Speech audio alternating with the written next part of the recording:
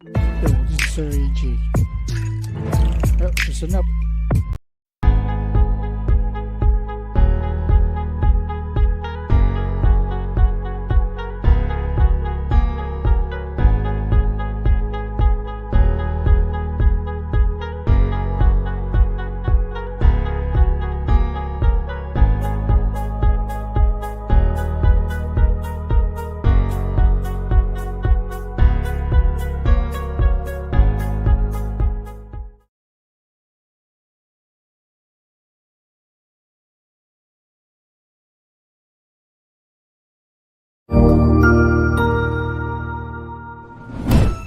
Isang masayang pagbati na may ngiti sa aking mga labi.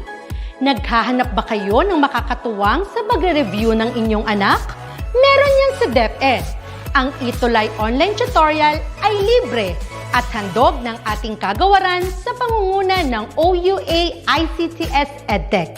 Ito ay isang proyektong makatutulong sa mga mag-aaral, katuwang ang mga magulang o kasama sa kani-kanilang tahanan para masagutan at maunawaan ang mga modules. Hangad din ng programang ETUlay ang matulungan ang ating mga guro sa kanilang mga blended learning classes. Ang ating ETUlay ay mula kinder hanggang senior high school. Bukod sa academics, meron din tayong mga special programs gaya ng All is Wellness, Reading and Math Remediation, Storytelling, Mommy Tech Talks, Classes sa Gramatika, Speech Class, Financial Literacy, at marami pang iba. Pinalawig din ng ETUlay ang ating Alive program para sa mga mag-aaral mula grade 1 hanggang grade 3. Gayun din ay mayroon tayong ALS program at SPED tutorials na makasisigurong makakamit ng lahat ang inclusive education. May SPED hotline na rin para sa inyong mga katanungan patungkol sa special education. Kaya, subaybayan mula Lunes hanggang Biyernes, mula 9 ng umaga hanggang 7 ng gabi ang ating ETUlay.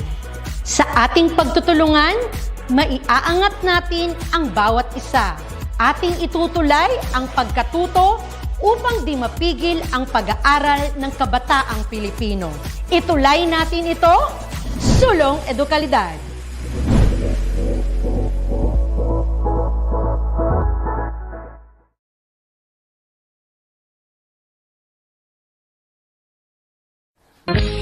Welcome to your ETUlay online tutorial program. Tayo ay naglakbay sa nakaraang semester na puno ng pagkatuto at paglago. Join us again as we welcome the second semester of the academic year 2021-2022 dito sa inyong klaseng ETUlay. Here are your new fantastic tutors at your service. ETUlay ang gabay sa pagkatuto. ETUlay edukasyon itatawid sa'yo. ETUlay paaralan nilalayo sa'yo. ETUlay sa makabagong panahon. ETUlay para sa kabataang Pilipino. Every Thursday from 4 p.m. to 6 p.m. Huwag kayong mawawala. Ating patuloy na saliksikin ang hiwaga ng humanidades at agham panlipunan. Laging tandaan, ikaw ang best tuwing Huwebes. Maling impormasyon, katotohanan nating ituro, pangmalin ang edukasyon. ETUlay ang gabay sa pagkatuto.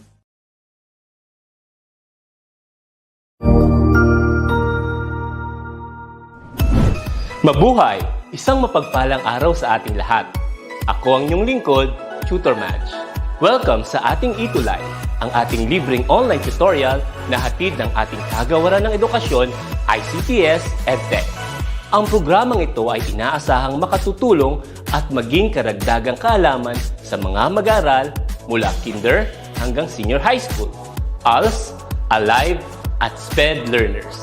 Bukod sa pagsagot ng mga modules, ang ETUlay ay may mga special programs din na siguradong aabangan ninyo araw-araw. Katuwang ang ating mga minamahal na mga magulang at guro ay maitutulay natin ang pagkatuto. Kaya, ihanda na ang inyong module, lapis, papel o kwaderno. Ihanda rin ang isip, mata at tenga sa isa na namang makabuluhang aralin. Tayo nang matuto, kasama ang inyong volunteer online tutor sa oras na ito.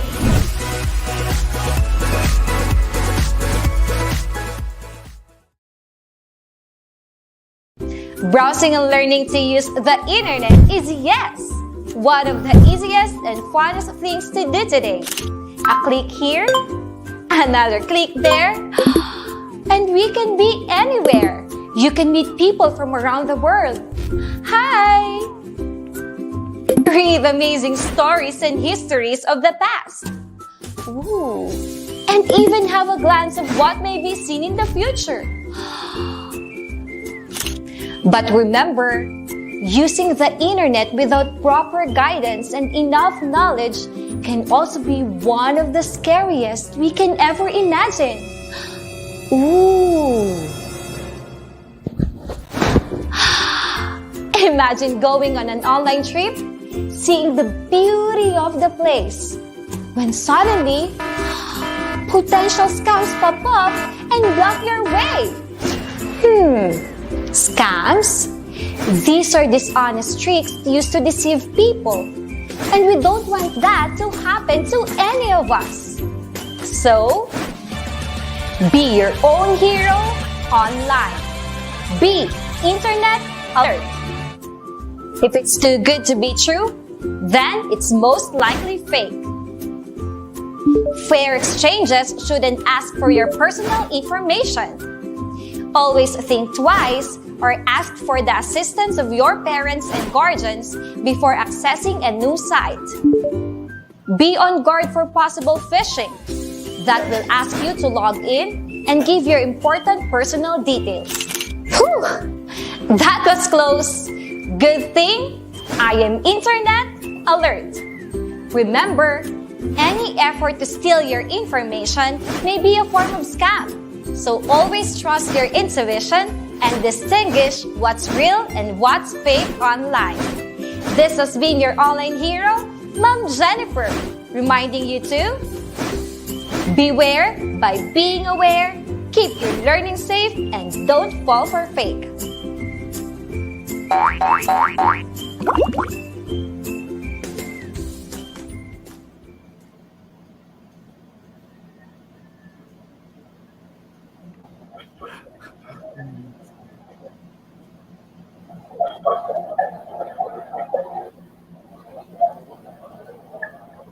Hello, good afternoon, ETUlay Cuties! Hello! Good afternoon, Tutor Rom! And welcome to DepEd Good afternoon, ETUlay tutors. Online. Good afternoon, tutor ka. Good afternoon, tutor. Yes. So, today, we are on our week 7 of Philippine Politics and Governance, Module 7, the Evolution of Politics and Governance, Week 3. Excited na ba kayong lahat? How about you, Tutor Rom? I'm Tutor Ka from SDO Valenzuela and I am Choto Ram from STO City of Bugol. And welcome to Philippine Politics and Governance every Thursday. Politics Tutor Rom, and sino po Governance. ang ating Cutie of the Week? Okay, our tutor again is Mr. James Maswangat from City of Bugol Senior High School. Siya po yung very participative sa ating tutorials, tutor ka. Okay, inaanyahan po namin yung ibang tuties po na sumagot po kayo at maging participative sa ating tutorials para next week kayo naman ang magiging cutie of the week. Di ba, Tutor Ka? Yes, tama yon, Tutor Rom. And with that, let us proceed with our review of the previous session. Carefully read the following items, write true if the statement expresses correct ideas and false if not. So, cuties, we will see if you are participating with our activities. So, let's start. Ayan, tingnan nga natin ang first question. We would like to remind our cuties to tap your chat, okay, your comment box sa ating mga sagot. Meron na po ba, Tutor Rom? Medyo nagkakaroon tayo ng technical problem right now with the connection. Ayan. Let us see. Okay, yeah. Okay?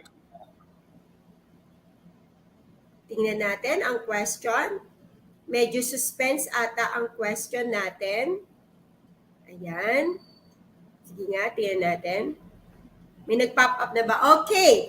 One of the most significant evidence of transnationalism is the phenomenal growth of non-governmental organizations or NGOs. At naklik na, Tutor Rom, yung answer. Ano po yung answer, Tutor Rom? Okay, the correct answer is true. Okay, so one of the most significant evidence of transnationalism is phenomenal growth of non-governmental organizations or NGOs. Okay, next question, Tutor Ka. Okay, let us see the next question. Tingnan natin. Okay? Let's see. Okay. Meron na po ba? Yan. Transnationalism is traditionally not Okay, meron na pala. Okay.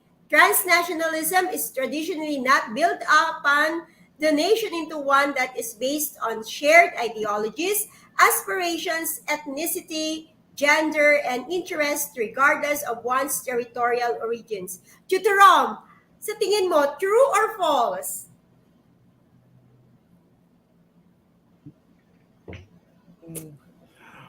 Nalilito ako, Tutor Ka, no? Maybe we can I can ask help na lang sa ating mga tuties, no?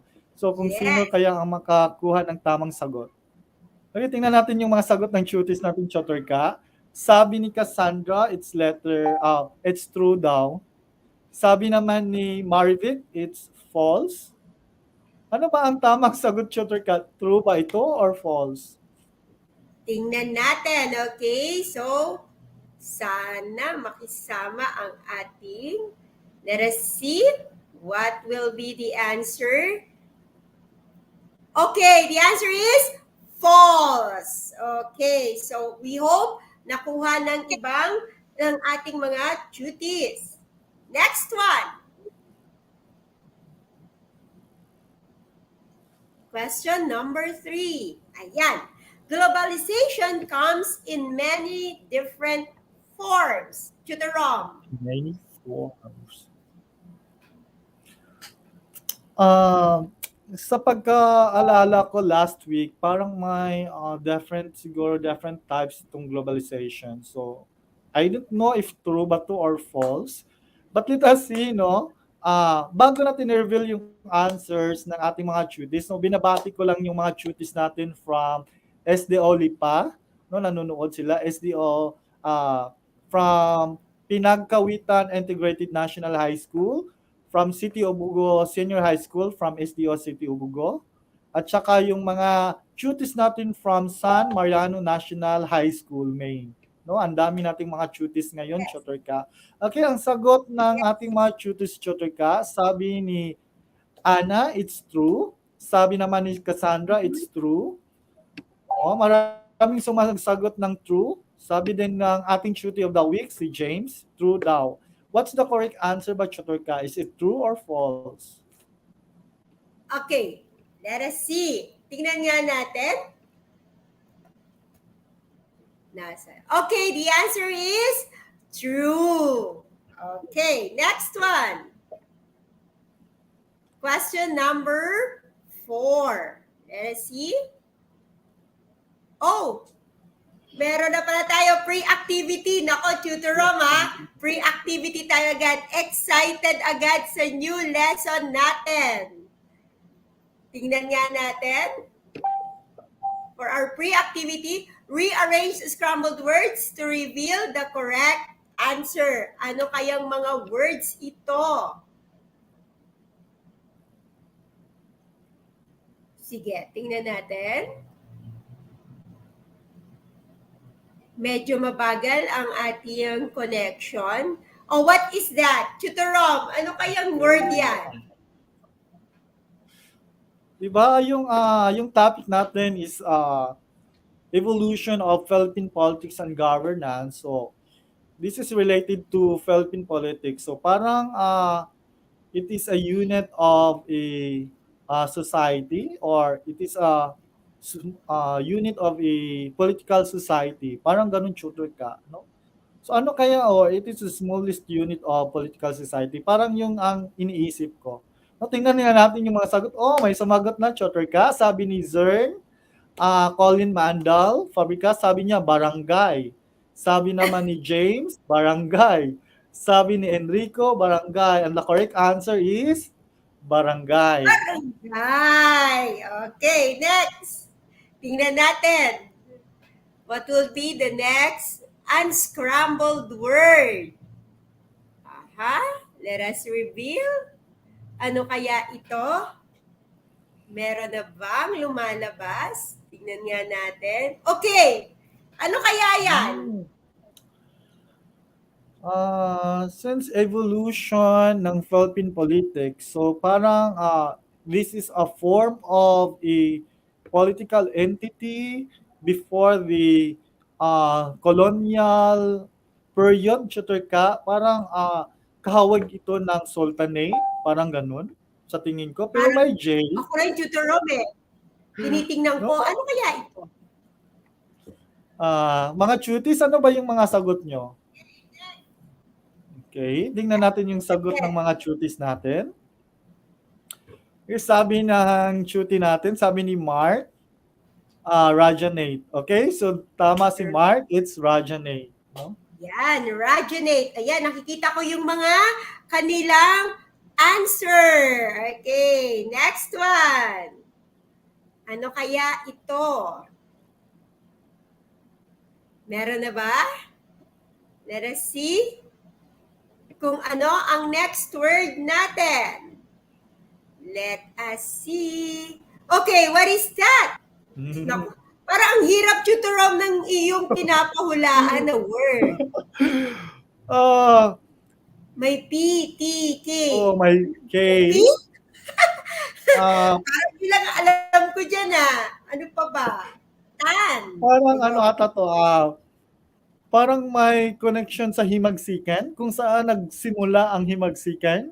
Parang ganun, Sabi ni Joseph Conrad, katipunan daw. Katipunan ba yan, tutor ka?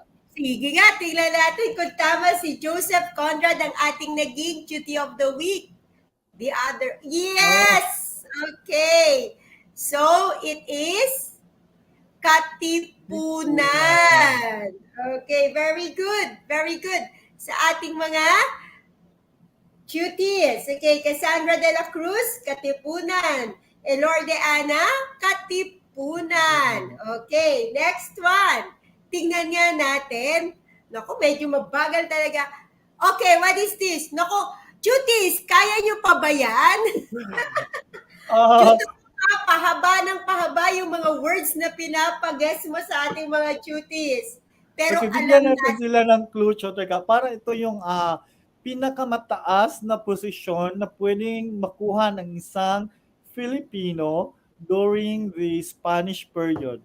No? Para ito isang political position. Parang sa tingin ko, parang gobernador or parang Ayan, tingnan alkalde. Ano kaya to, no? Sino kaya makakakuha ng tamang sagot, tutor ka? Okay, sabi ni Ayan. Dam, no? May sumagot na. Sabi ni Dami, it's Gobernador Celio. Is it Gobernador Celio, tutor ka? It is Gobernador Robert. Silio.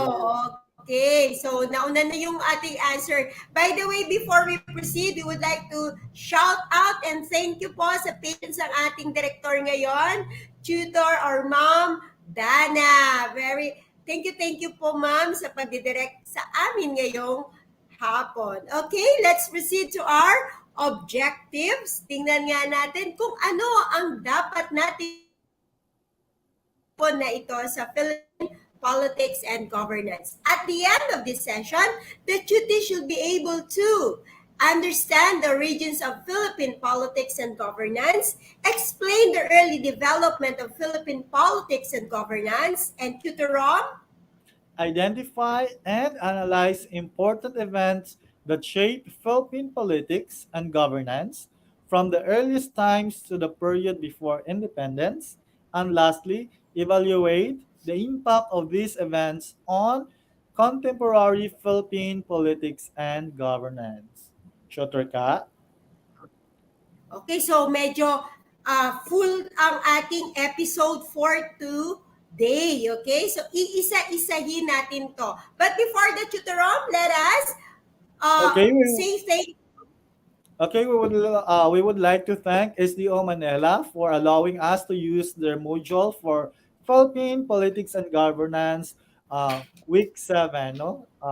From week 1 until now, yung module ng SDO Manila yung ginagamit natin, Choturka.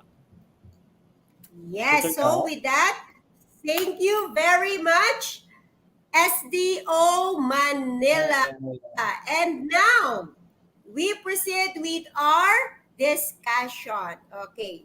So sabi nga kanina, it will be module 7 na po yan. Okay? Evolution of politics and governance during the pre-colonial period. Tandaan po natin kanina sa objectives natin, sabi natin doon, development. So we will have it one by one para tayong nasa teleserye. Tingnan po natin, mag-throwback tayo. Paano ba na-develop ang politics and governance dito sa Philippines? So, we start with the pre-colonial period. So, parang maalaala mo kaya, parang ganon, di ba? So, ayan, napakanta si tutor ka. Okay, let us see.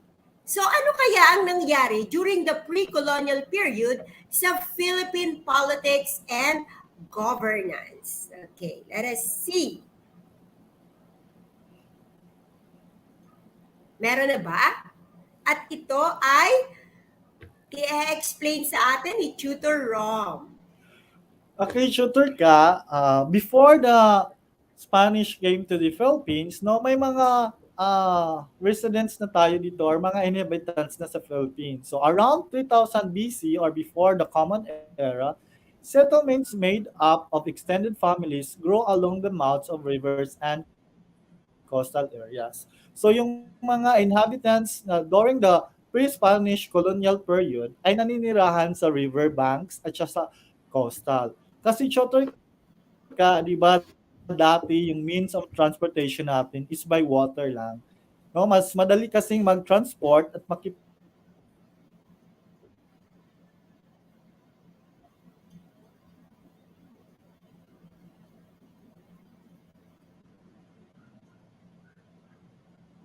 Yes, Tutor Rom, nandiyan ka pa ba?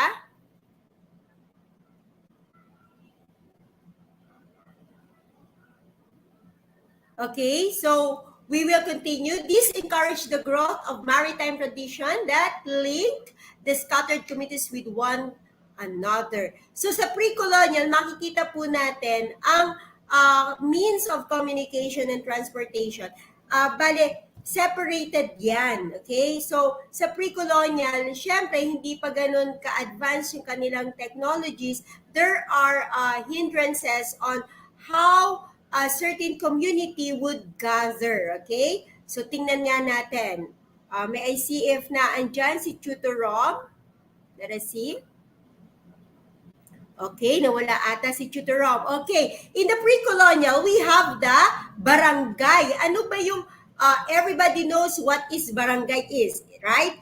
It is derived from the word balangay or sailboat were originally small independent polities made up of confederations of families. So dito po nagsimula ang government ng ating Philippines. Okay? It is started with the balanghay. Why balanghay? Okay? Kasi noong panahon, according to our historians, okay, ang isang pamilya ay nakatira sa sailboat. As you can see, we are an island, di ba?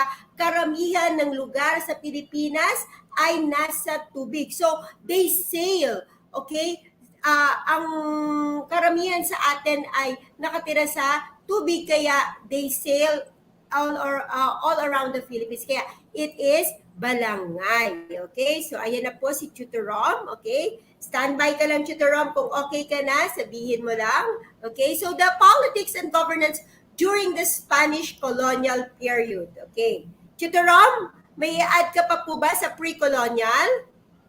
Okay, yung sa pre-colonial tutor ka, yung mga leaders nila ay tinatawag nating datu, lakan, raja, or sultan, who was chosen from among the heads of the most powerful families.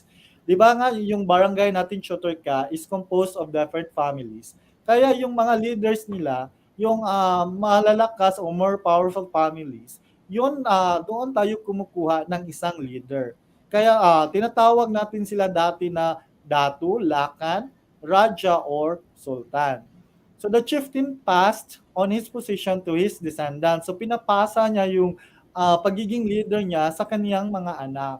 No, parang traditional power yung na-discuss natin dati, di ba, Chotor ka? No? Pinapasa ng ama yung kanyang posisyon sa kanyang anak. Okay? Pero may mga ibang scenario, Tutor ka, na yung mga datos nagkakaroon ng kanilang pangalan dahil sa kanilang mga personal na achievements. Kunwari, nanalo siya sa isang war. So, nagiging chief siya sa kanyang barangay. Pero tutor ka, kahit na ang datu is considered as the most powerful figure within the barangay, his powers were not absolute. So hindi lahat ay kanya. And his control over his territory was a functional of his leadership. Yung kanyang power lang, tutor ka, ay may limitasyon. So supervision at administration lang ang kanyang ginagawa. Okay, nevertheless, he performed a variety of roles, including that of the chief executive, lawmaker, the supreme judge, war leader, overseer of trade, and de facto owners of agricultural products and other resources within his domains. So yung chieftain nila Chotorka during sa pre-colonial period ay yun ang magiging yun ang nagmamay-ari ng mga produkto ng kanyang nasasakupan. At ito rin ang yung chieftain nila, yung dato nila, Lakan or Raja, siya yung chief executive at gumagawa ng mga batas. Pero tutor ka, dati rin may mga datos rin na nag-exercise a degree of influence over other datos. So may mga higher rank na datos na subordinate nila yung ibang datus. So among Muslims Choturka, the title was Sultan. However, their power over supporting datus was chiefly nominal, as it was based only on some loose ties of personal allegiance. Okay, so parang yung sultan, may mga subordinate siya na mga datus na loyal sa kanya. This setup was not permanent because allegiance can be withdrawn anytime by the lower ranking datus. So pwedeng i-withdraw ng mga datus yung allegiance nila sa sultan. Okay, so dati tutor ka, may mga balangay na tayo, may mga polities na tayo, no? So we have the polities of Maynila, Namayan, Majaas, Sugbu or the Cebu, Butuan, Maguindanao, Lanao, and Sulu. So those are the political entities before the Spanish period. So yun ang mga existing political communities bago pa dumating yung mga Espanyol sa Pilipinas. Tutor ka? Yes, tama yun, sa pre-colonial period ng Philippine politics and governance. So, it started with the Balanghay. And with that, ito na po yung dumating yung during the Spanish colonial period wherein we were discovered. That actually, sabi nga ganon, it is not discovered kasi andito na tayo, nag-exist na ang ating mga ninuno noon pa, okay? But the arrival of Ferdinand Magellan in 1521 began a series of Spanish expeditions to the islands aimed at establishing a permanent colonial presence primarily driven by economic and political interest. Ano ba yung economic? Kasi nakita nila, na-discover nila na maraming spices dito sa Pilipinas. And that was it.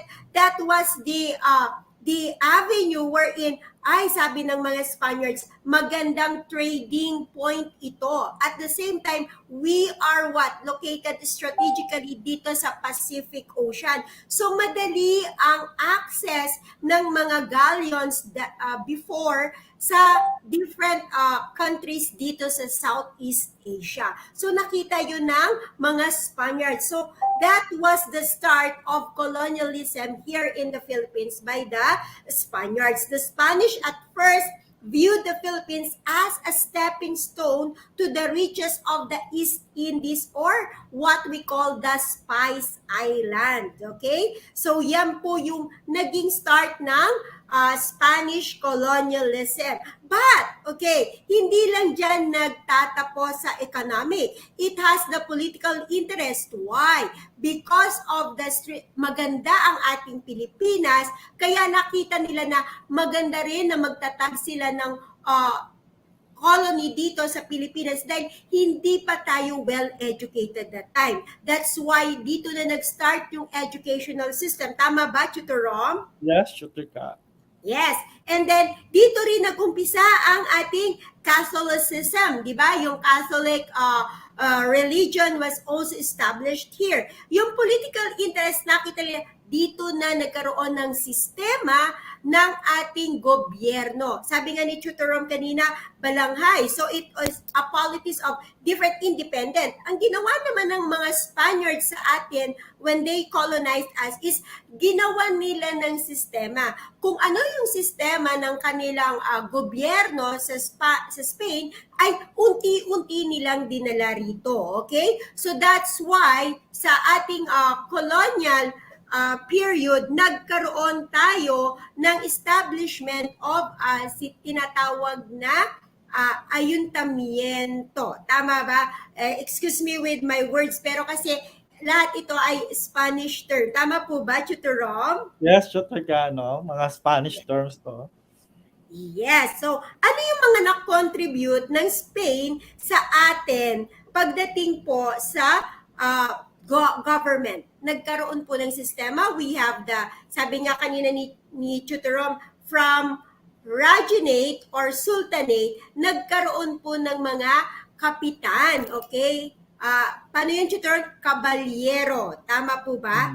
The word is kabalyero, yung mga barangay captain na sila ang namamahala ng small political unit ng community. And from that small political community, they gathered around at sila ay napapamunuan ng alkalde. Okay? Wherein yung mga alkalde, sila ang namumuno doon sa city kung tawagin ngayon. Okay? And then, from that, nagkaroon tayo ng gobernadorcillo, yung kaninang guess or pinapahula sa atin ni Tutor Rom, yung gobernadorcillo, which governs yung pinaka-region or probinsya. Okay? And then we have the national level. Kumbaga nagkaroon ng sistema ang gobyerno nung Spanish colonialism. Tutor Rom, may i-add pa po kayo? May gusto pa po kayong idagdag sa ating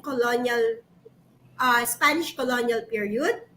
Okay, tutor ka, ano? So, yung sinabi mo kanina na we are under the crown colony, under the Spanish crown colony. Tapos, may isang asosasyon na ginawa yun dati, tinatawag natin silang Council of Indies. Okay, tutor kayo, ito yung mga grupo ng mga tao na nag-a-assess sa king in the administration of all Spanish colonies. 'Di ba, tutor ka, maraming colonies ang Spain dati, no? Yung Cuba, Puerto Rico, Carolinas, Marianas, and Palau. So dahil marami siyang colonies, tutor ka, hindi niya talaga ma-administer yung mga colonies niya. Kaya may Council of Indies para mag-assess sa kanyang pamumuno o pag-administer sa kanyang mga colony. So, ang council na ito ay nag-exercise ng executive, legislative, and judicial authorities. Okay? At i-add ko lang, tutor ka, di ba na-mention na natin kanina during sa ating pre-activity na the highest position lang na pwedeng ma-appoint ang isang Pilipino ay ang Gobernador Silio. Okay, tama yun, tutor ka, yung sinabi mo. Dati rin, bumuo rin ng ang Spanish Crown ng dalawang types para i-check nila yung mga abuses or mga actions ng kanilang ah, mga tao dito. So tinatawag natin silang residensya at saka visita. Tutor ka? Yes, tama. Yun the Council of Indies. And alam naman natin kung ano ang nangyari during the Spanish colonialism period. Okay? So, nakita natin na from the Ilustrados, di po ba, Tutorom, yung mga Ilustrados, yung mga Pilipino na nakapunta ng ibang bansa at nakapag-aral at nagkaroon ng kaalaman at karunungan sa pagpapatakbo ng gobyerno ay bumalik dito sa ating bansa upang tayo maibahagi rin nila sa atin ang kanilang mga natutunan. Okay, so here it goes with the next era of our Philippine politics and governance, which is the Philippine Revolution. At maraming kaganapan ang nangyari dito that has breakthroughs and milestones ng ating Philippine history. Tama po ba, Tutor Rom? Yes, tutor ka. Okay, so ano-ano ang mga nangyari sa Philippine Revolution? The arrest and exile of Jose Rizal to Dapitan in 1892 convinced many Filipinos that the only way to end Spanish tyranny was for the Philippines to become an independent state through a revolution. Tutor Rom, please enlighten us. Ano pa po ba ang nangyari dito sa Philippine Revolution? Okay, dahil sa exile at pag-aresto kay Jose Rizal, no? Parang yung mga Pinoy talaga, tutor ka, nag-revolt na sila, no? Pinangunuhan ito or Andres Bonifacio led the revolution with Valentin Diaz and Ladislao Diwa, Lidoro Plata, and Dudato Arellano. So marami talagang nag-revolt against the Spaniards, tutor ka. At dahil hindi na matiis ng ating mga ninuno, no, yung ating mga bayani. Speaking of mga bayani, tutor ka, malapit na ang araw ng kagitingan, di ba? April 9, tutor ka. Okay, so Yes. nagtatag sila ng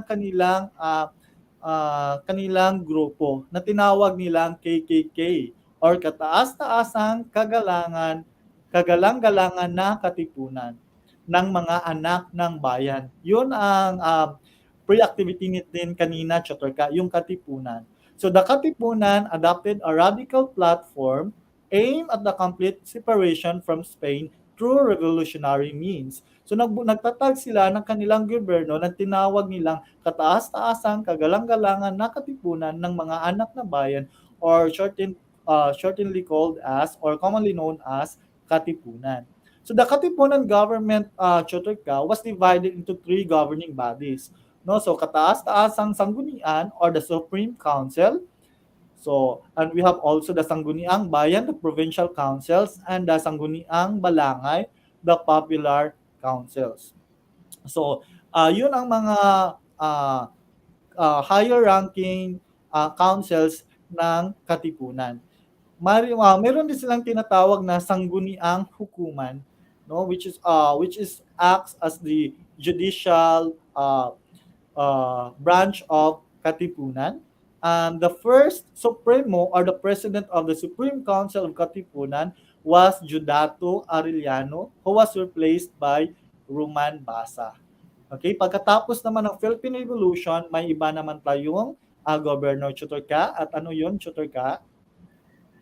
Yes, we have the biyak na bato, yung kaninang nakita nyo. It was, dito nagsimula ang ating constitutional government, okay? And the Malolos Republic, under the Malolos Constitution, the Philippine Republic will be a democratic state whose government was popular, representative, and responsible. So nagkaroon dito na nagsimula ang executive, legislative, and judicial. So dito na nagsimula na-establish na talaga sa ating gobyerno ang isang matatag na republika. And this is the politics and governance in the American colonial period. So after tayo makolonize ng Spanish at na-establish natin ang sarili nating gobyerno, pinasok naman tayo ng American colonial period. At ano ang mga kaganapan dito sa American colonial period? One of it is, tingnan po natin, okay, the insular government under the United States. Ano ba ito? During the initial period, nagkaroon ng medyo konting hostility to take formal steps towards, okay, with the government. Kung saan, nagkaroon tayo ng parang revamp ng gobyerno natin, from the transition kasi na nangyari from being a colonial state of the Spain to an independent republic. Kaya nagkaroon tayo ng Commonwealth government. Ano ba yung Commonwealth government? From 1935 to 1946. Dito naganap, Tutorom, yung mga different, natin, di ba, politics at mga batas na ating ina-adapt nowadays. Tama ba, Tutorom? Yes, Chutorka. Okay, so that's it.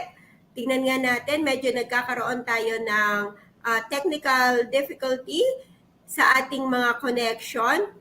Okay? Nag-i-static po tayo. Okay, Chutorka, yung Commonwealth government, it was established to work in order to address the many pressing issues at hand, no? Parang yung poverty, yung peasant unrest, labor disputes, yun ang kaya in-establish yung Commonwealth para ma-address yung mga issues na ganun, Chutorka.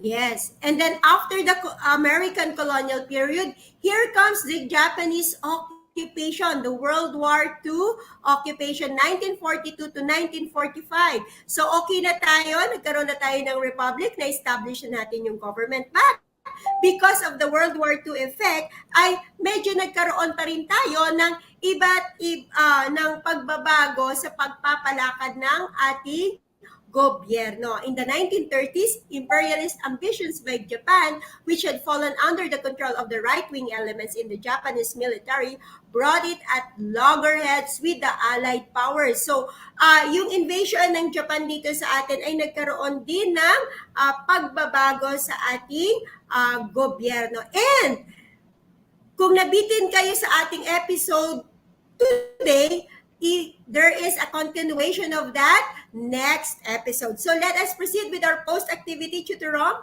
Carefully read the following items. Write the letter of the correct answer. Chutis, fast track tayo rito. Just type your answer on our chat box and we will check that one. Okay? So let us see.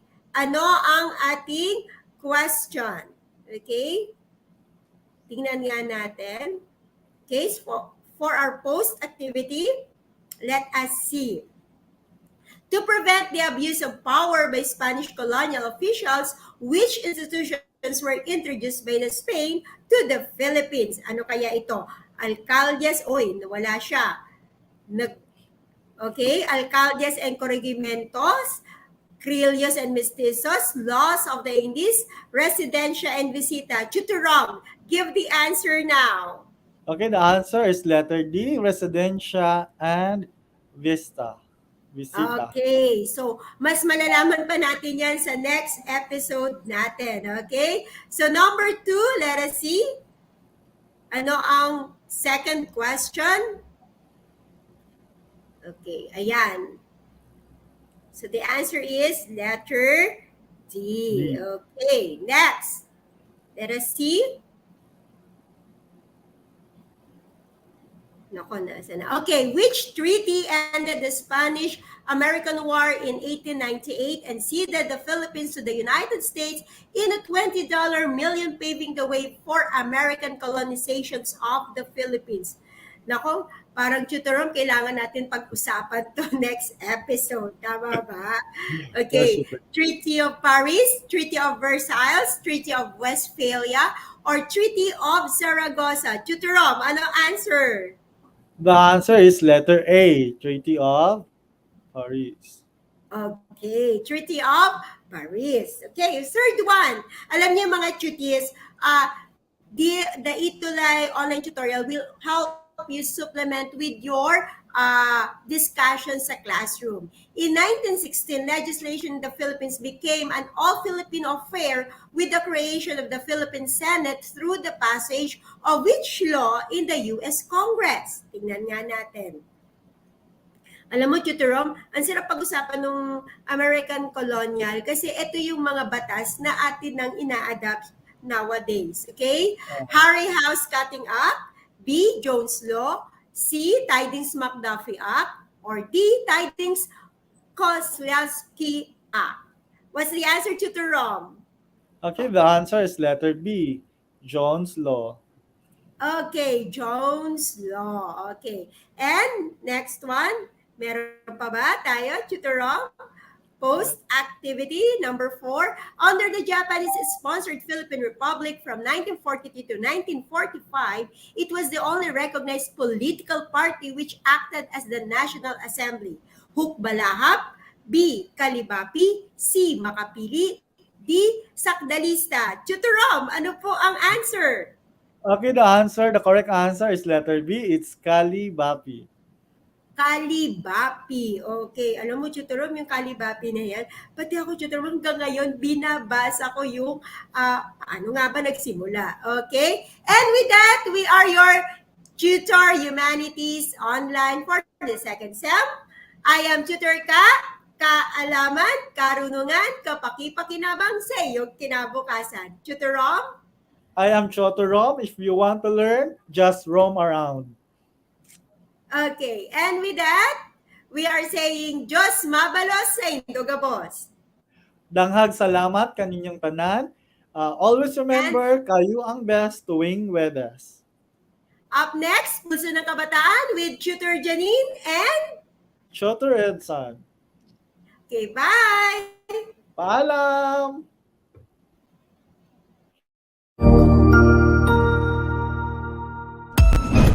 Ang husay naman! Natapos mo ang iyong tutorial session kasama ang iyong mahusay na ETUlay tutor. May bago ka bang natutuhan? I-share na yan gamit ang hashtag ETUlay Level Up. Huwag aalis ha, dahil may susunod pang programa na pwede mo ring panoorin at salihan. Dahil naghihintay na ang iyong mga tutors. Happy learning dito sa ETUlay!